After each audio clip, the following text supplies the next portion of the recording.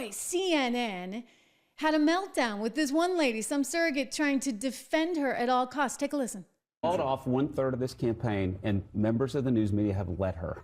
She's not answering questions about. We know her position. She's against fracking. She's against private health insurance. She's against gasoline cars. That's what she told us when she ran for president last time. She doesn't want to talk about those positions. That's why she's stalling it. And she should do an interview. I'm just politically saying, Brad, and you have to acknowledge that it hasn't been that bad to this point. She's going to show up. It is coming. She'll show up at NPR or somewhere like that, but she's not going to take tough questions. She's going to show up on a network, and she's going to have a sit-down conversation. She has already said, her campaign has already said that that's going to happen. If you're waiting for the day, everybody else is waiting for the day. It's a month. She's actually on the ground. She's doing bus tours across the state of Georgia. She is talking to the voters. She's the last one in the room. Let's hear it. Oh, wow. So she's so not talking to the voters. She's so not doing any of that. You know what she's doing? She's taping commercials. Do you see that spiffy little one I put on my shorts feed the other day? It's like her looking for Doritos. I mean, she's full on Doritos ad. I'm like, wait a second, is it the Super Bowl? No, it's a presidential campaign. And it was so bad they had to do it twice.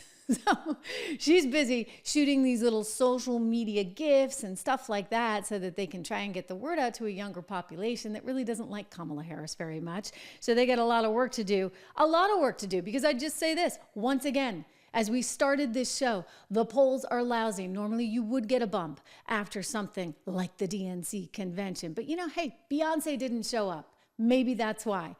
Or maybe it's just that people have a very good memory and they're living through the hell that is this graphic above my left shoulder right now. Inflation.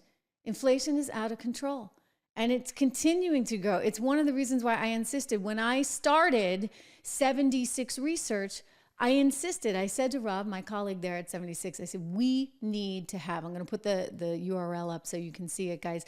We need to have, absolutely must have, under all circumstances, no circumstances can we not, an inflation-protected portfolio. I wanted to make sure that no matter what, you would be protected from inflation. Gold's one of the things I talk about, but there's some other ways as well. Go check it out, 76research.com. And guess what? We have code word dollar, DOLLAR, that you can use to get the 76 report for free.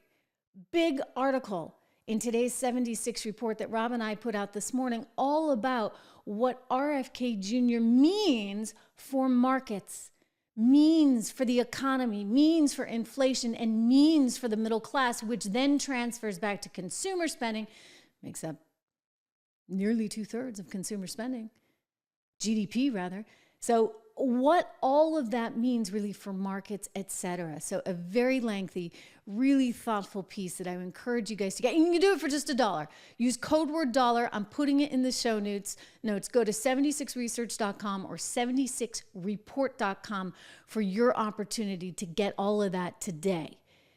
Listen, Kamala's not going to take care of you. You make sure that you look out for numero uno. That's what this is all about.